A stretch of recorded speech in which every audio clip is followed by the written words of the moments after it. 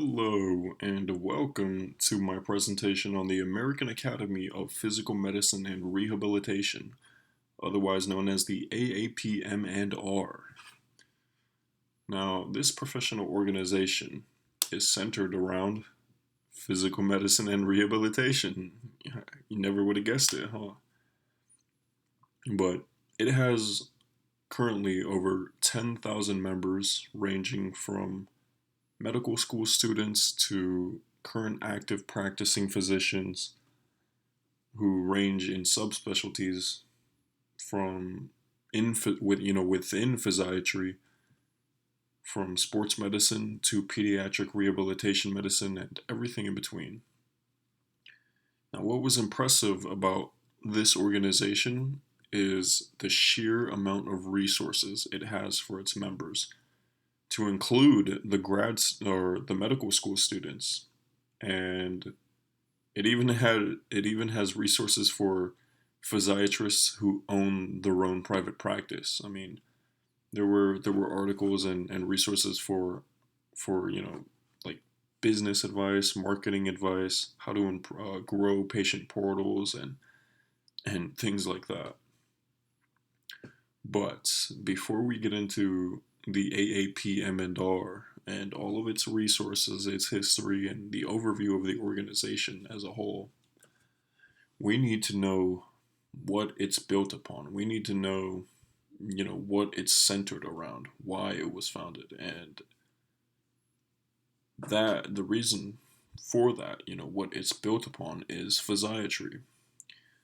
Physiatry, simply put, is the area in medicine that focuses on how the nerves, muscles, bones, and brain work together. And physiatrists are sometimes called rehabilitation physicians, hence PM&R, physical medicine and rehabilitation. Now, what separates physiatry from other areas in medicine is how intimate the relationship between the doctor and the patient has to be, because sometimes when it comes to physical disabilities and injuries that inhibit movement, depending on the severity, the mental and emotional toll that the injury takes and the physical disability takes, sometimes it's much greater than the injury itself.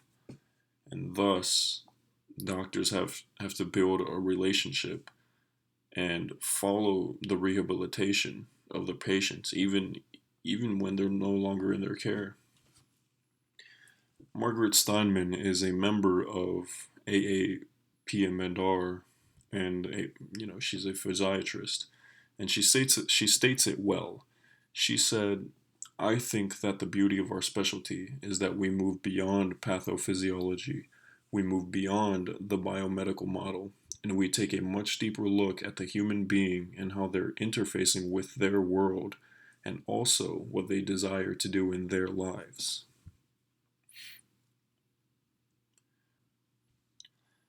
Now, the American Academy of Physical Medicine and Rehabilitation's purpose is to lead the advancement of physiatry's impact throughout healthcare.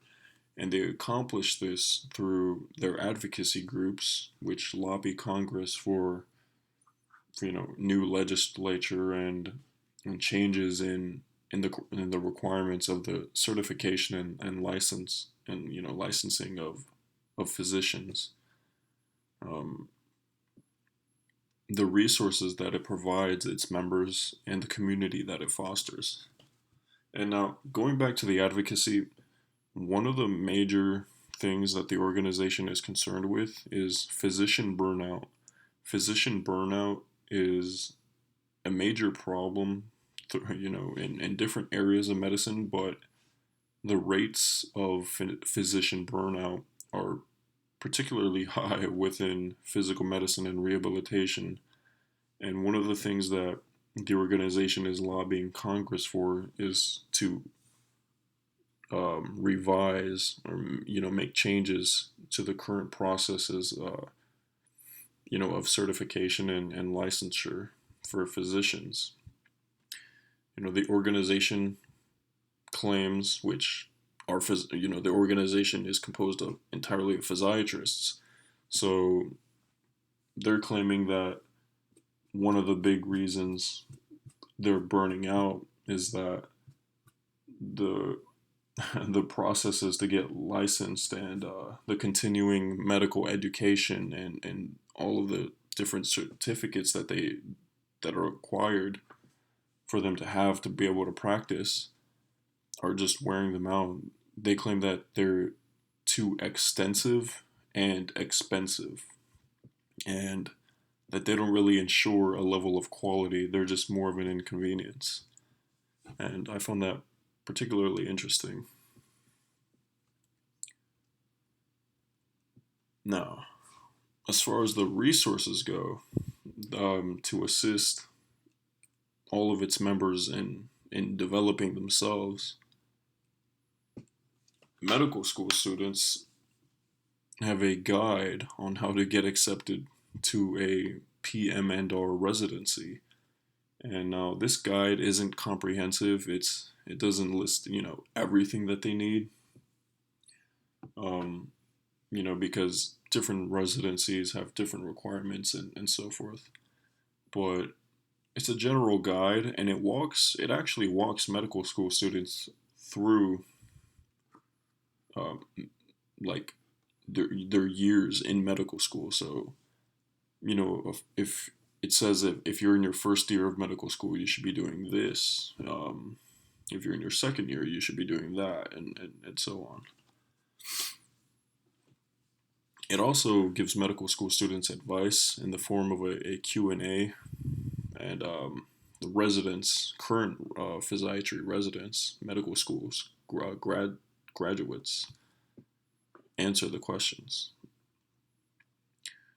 Current residents get fellowship advice, and there's something called a self-assessment exam for residents, and it measures the progress of certain topics that they should know by certain points in their residency.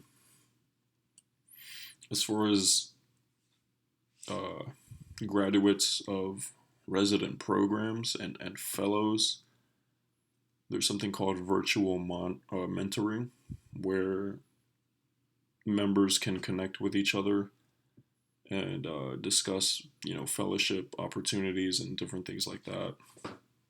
It also gives um, residents making the transition to practicing physiatrists uh, preparation, resources, and advice over their curriculum vitae or CV.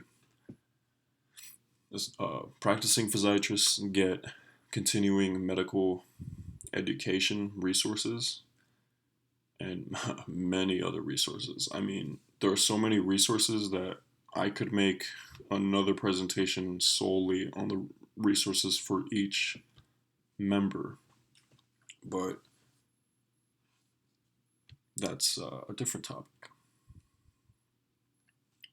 So, as far as membership goes, the dues range from $0, which, if you're a medical school student, it's free to join the AAPM&R. But if you're a fellow, the dues are $645 per year. But this gets reduced once you become an actual member. This is the initial fee for new members. Another thing about being a member of the AAPM&R is that you're encouraged to participate in the advocacy, that I mentioned earlier. And they have a platform where literally every single member's voice can be heard. If you're a member of the AAPM&R, you have access to the Academy's web-based congressional lobbying software. And, you can do some sort of like grassroots marketing on, using the software, and it'll present it'll present your ideas to congressmen, on a local and, national, state and national level, federal level. Members also can be a part of internal member communities. So not only is the AAPM&R organization a community as a whole, a community of physiatrists, but there are like sub communities within that. Examples are Jewish physiatrists, the Jewish physiatrist community. There's an LGBTQ plus community in there. Black communities, Latin communities. Oh, there was even one, ironically, there's a introvert community for introverted physiatrists, which I thought was funny. And of course, they also hold annual assemblies where thousands of members gather and have an opportunity to network and connect. But it's also educational because they share their research, they practice skills with each other, and there are other kinds of hands-on training. Now, a bit about the history of the AAPM&R. So, since it's based upon physiatry, we have to look at the history of physiatry because it's relatively new. It really started, even though it was around, physical medicine was around before World War One, in the 1800s. It really gained traction during World War One and World War Two, and then in the 50s with the polio outbreak. Actually, physiatrists were originally called physical therapy physicians, and that's probably why there's some confusion um, between between a person differentiating between a physical therapist and a physiatrist. I mean, in fact, I'm guilty of that. One time I explained to somebody that a physiatrist is just a physical therapist who's a doctor, but that's not the case. Now, since they were originally called physical therapy physicians, the original organization that would eventually become the AAPM&R we know and love today was the American Society of Physical Therapy Physicians, and that was founded in 1938. After a few years and a few different name changes, it finally eventually came to be known as the American Academy of Physical Medicine and Rehabilitation.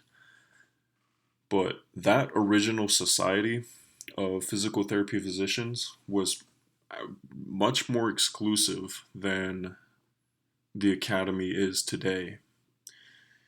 In fact, it had a limit of 100 members, and the members had to have 5 years full-time experience, and they either had to be the director of a department in a hospital or medical school, or they had to teach at a medical school under the supervision of other physiatrists.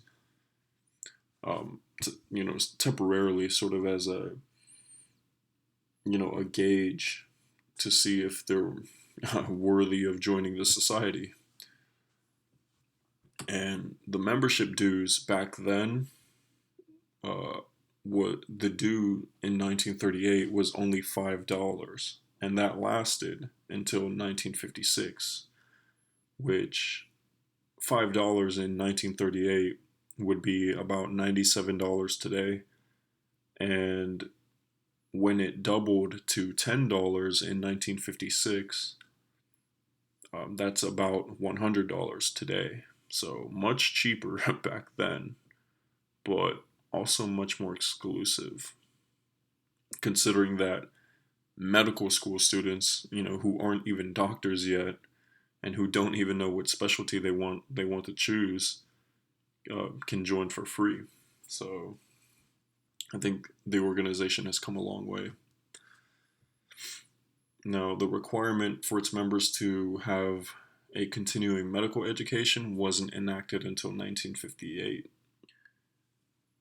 Now, as you can see, throughout the years, the numbers have steadily grown, um, and the reason that it's had such a large increase in members in the past 20 years is because the field has become, a high demand field. As I said before, physical medicine was around in the 1800s, but it gained traction during World War One and World War Two. And the only reason that the membership didn't grow was because of the 100 member limit that the society imposed. And just to give you some context, there are over 10,000 members currently, and 10 years ago, there were only 10,000 board certified physiatrists. So, in a matter of 10 years, the organization has matched the number of board certified physiatrists that we had in the US 10 years ago. There's actually a brilliant timeline with significant dates for the American Academy of Physical Medicine and Rehabilitation on their website. And there's so much information on there that I could make another presentation on, just over the history of the organization, in addition to the other presentation about all of the resources the organization provides its members. Now, unfortunately, my presentation is coming to an end, and it's time for me to summarize, because if I did a a comprehensive review of all of the different areas of this organization, this video would be probably over an hour long. I mean, this organization really provides for its members and its community. I mean, the American Academy of Physical Medicine and Rehabilitation has a rich history, and its growth is directly related to the growth of physiatry, a relatively new field in medicine. The Academy's goal is to lead the advancement of PM&R in the field of medicine, and it accomplishes this through its advocacy and concern for the well-being of its members, the countless resources it provides to develop physiatrists and therefore the field, and the community it fosters, where practicing and future physiatrists can connect and catalyze the growth and improvement of the field together.